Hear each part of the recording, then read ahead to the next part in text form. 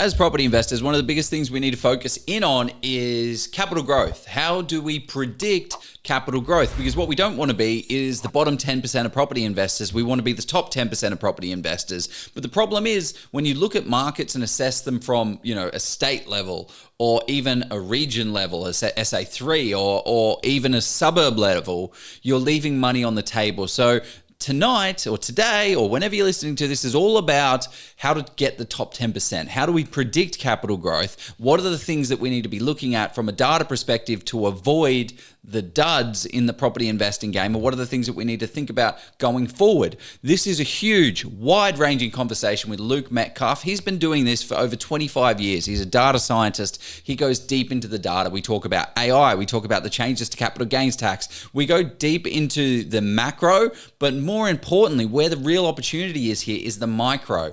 Hey everyone, my name is Joe Tucker, and together with Jeff Miles, we created Oz Property Investors, Australia's largest property investment community. Each week we interview top property experts, and tonight is no different. Luke's an absolute weapon in the game. Microburbs is his platform, and we go deep.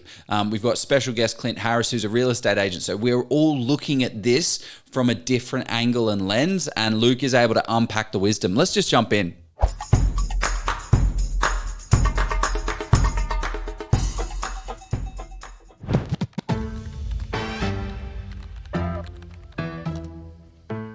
What is the data that I should be looking at that is guaranteed to reduce capital growth? Like that 3%, how do I avoid that? What are some of the common things and the common trends that you see that doesn't guarantee negative capital growth, but is correlated? Yeah. So one thing we found recently is rental growth is a really good thing. So if rents have gone backwards fast, then you're looking at negative capital growth, and we've quantified exactly how much. Okay. Yeah, having a certain proportion of migrants. So I think it was like 7 to 30% is the ideal sweet spot for capital growth. So there's all these indicators. We've run through dozens of them, and there's all these indicators where it's like there's a certain amount, and you can get like an extra 2-3% capital growth if you pick within the right levels. Obviously, public housing can be a drag on capital growth, but it matters exactly how much and how far away it is. Supply, all kinds of stuff.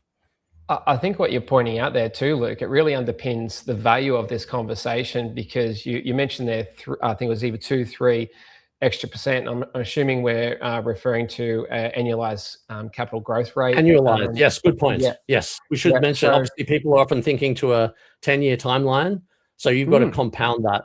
I always think annualized, just so that it's easy to like switch between 2 and 4 and 10 years. Otherwise, you can get all confused. I guess, and I'm putting you on the spot here because I know you probably are a human calculator, so we'll give it a go. But what kind of impact could that be on, let's say, $1 million purchase, or is there a kind of a number there that is a common win where you say if that sweet spot is 3 or 4% extra upon the median of what we've typically seen? Is there a common I don't have that calculator. So if you have 1.4% a year, so in the case of properties surrounded by public housing, so that's on an $800,000 home, that's is that right? Versus, I'm reading for the wrong spot. Yeah, I don't do those compound math calculations in my head, but it does work out to hundreds of thousands of dollars. So it's something in the order of like on $1 million property, the difference can easily be $200,000 over 10 years and more. I was doing these numbers a little bit myself recently on a purchase I was looking at, because I was looking at a beachside suburb, and I was curious as to what that little pocket might look like. And the annualized capital growth rate that we saw was about the 13% for that small pocket, based on the last 10 years of data. And when I took that out to the suburb to compare that, it was closer to a 7% capital appreciation rate. So I thought in the same suburb, that was interesting. Now I've got the calculator in front of me. I can tell you, because I'm a computer guy. I just go to the computer for all this stuff. So yeah, just even 1% extra capital growth over 10 years on $1 million property, that gets you another $100,000. I mean, that's Just worth 1%. putting That's a just bit of 1%. effort into, right? So if you go to 3%, we're looking at $340,000. So it's big money. Yeah. Wow.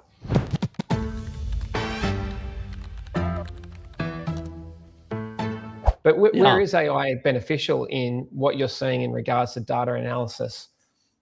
Yeah. So I'll start with ChatGPT and your large language models. So they are designed to predict the next word. Yeah. So they do that by synthesizing a lot of information from a lot of different sources. And the weaker the model is, the more it just produces like stuff that isn't coherent. But it gets to a point where it's coherent and it gets persuasive. So ChatGPT is also interested in engagement. So the other thing that they're trying to predict is how long can I keep someone on the platform, like social media. So it's good at predicting those kind of things. It's good at psychology. It's definitely not dumb. I wouldn't rule it out, but it's not trained on the property market. That's not its goal. It doesn't know about the future. So when you give it the task of tell me where properties are going to go, what it's going to do is just synthesize a whole lot of reports. And so we've actually done this. We actually tried going back to all the old GPT models and we asked it what's going to go up and why. And so it would just do all this cliche kind of stuff. Parramatta is a great hub and it's only now 20 minutes to the CBD. And it's just bringing together a whole lot of promotional information that it's found from the web. Another point is that it tends to be blurred over time. So it's taking data from long periods going back and putting it all together into one. It's not actually very good at chronology. It doesn't really think in terms of, okay, at this exact slice in time, this is where we need to be. Yes, you've got it up. So what are we looking at here? 6 out of 7 versions underperformed the market when measured from the exact month after their publication. Only GPT-4.1 beat the market by 0.4% per year across all versions. Yeah. So what are we looking at here? Yeah. So what I did was we got every model that GPT had produced before that we could get access to, and they all have cutoff dates. So they train on the world to a certain point, then they just leave it and move on to the next model. So it's like a window in time. It's a fossilized view of its world. So we took each of those and then looked at where did the capital growth go from then till today and see did it work. So we asked it what markets are going to go up in this area, that area, this area, that area, and why. There it is. Provide a list of 20 suburbs in insert state here likely to experience capital growth for houses in the residential real estate sector up to insert year, and the anticipated capital growth percentage. And it gave all these things. It would have read it from hotspots. It would have read it from promotional information, and it simply was wrong. So you would be better off spinning the dice. You could just pick a random suburb out of the hat, and you would have done better than with GPT. So Sam Altman, the CEO of OpenAI, he worries about a lot of things. One thing he doesn't worry about is the Australian property market. He doesn't. It's not his thing. He doesn't care. These I like to say are these LLMs, large language models, these chatbots. They're there to predict the next word, not the next hotspot.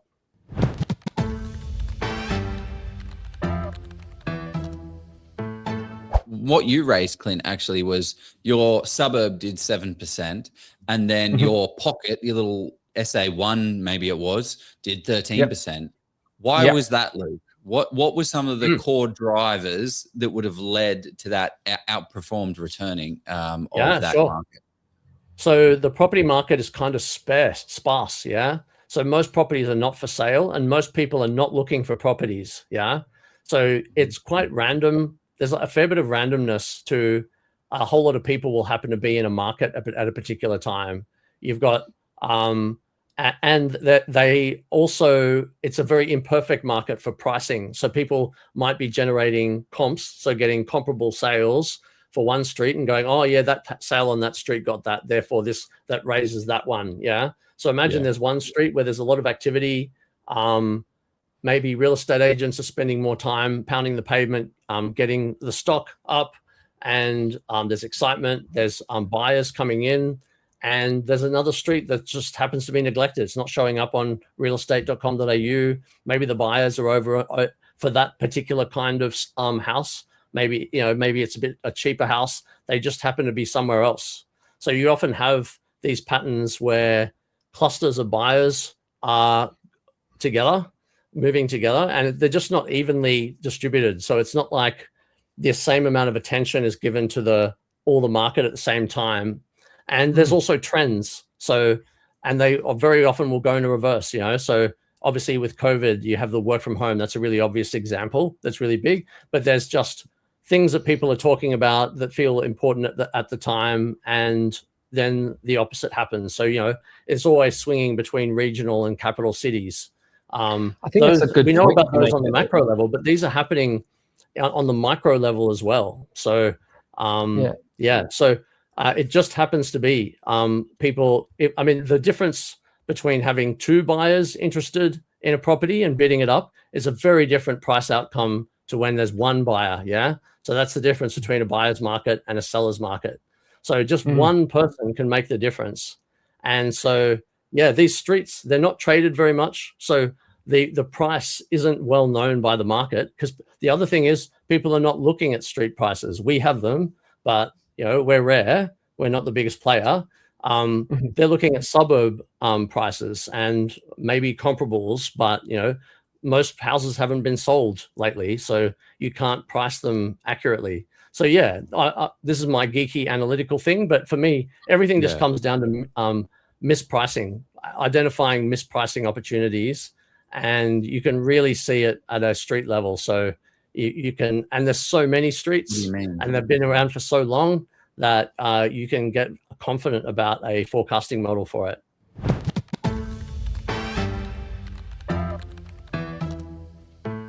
What are your thoughts on like units and townhouses? How does this factor into the data and the research and the analytics? Because I think we're at this point now from an affordability aspect where people can't afford a 900, a million, and the majority, the market's pushed on so much that it's making this $300,000, $400,000, $500,000 market very attractive. But how do you think about those types of assets and things?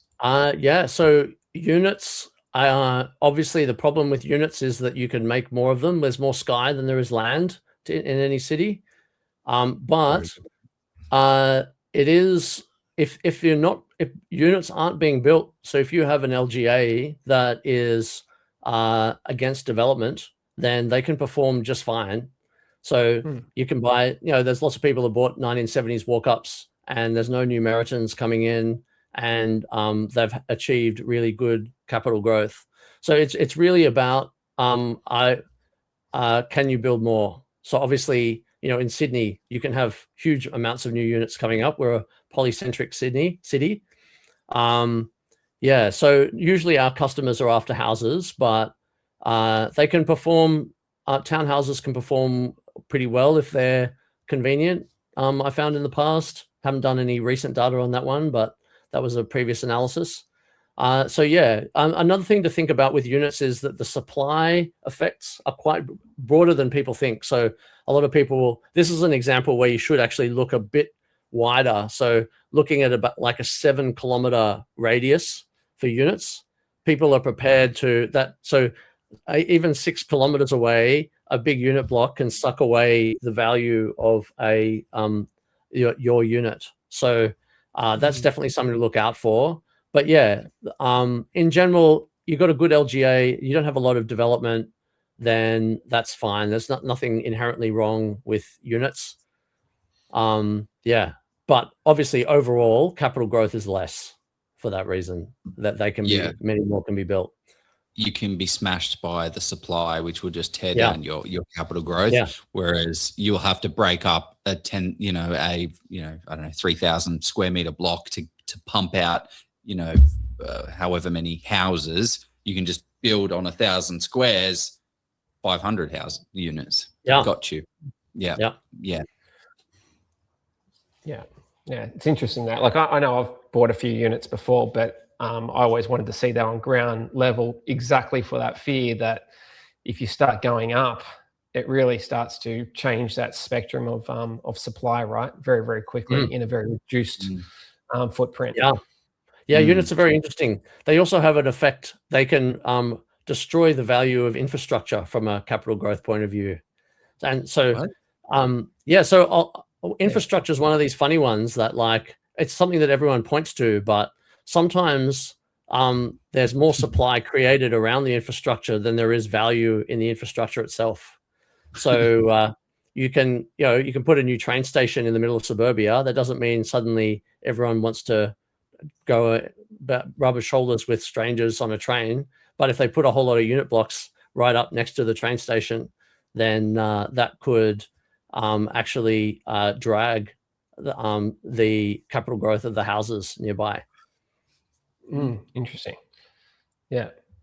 Okay. Is there any argument there, or moving away from the feelings of it and analyzing the data, I should say, is there any examples of where there has been, I guess, an increase of population in a particular market segment because of units? It's allowed people to live there, but then that has pushed up values for properties because that person that owned the unit now wants to buy the house and they like the area, they want to stay in the same area. So is there any correlation that you've seen in certain markets that have benefited from that?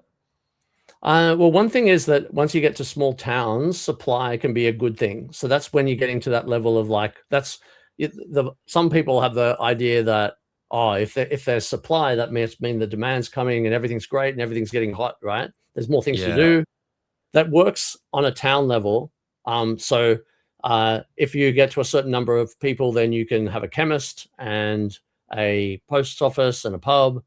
The supply problem doesn't really exist. It's really more of a capital city, large city problem, because obviously there is amenity around. That's not the problem. It's just that certain parts are undersupplied and other parts are oversupplied.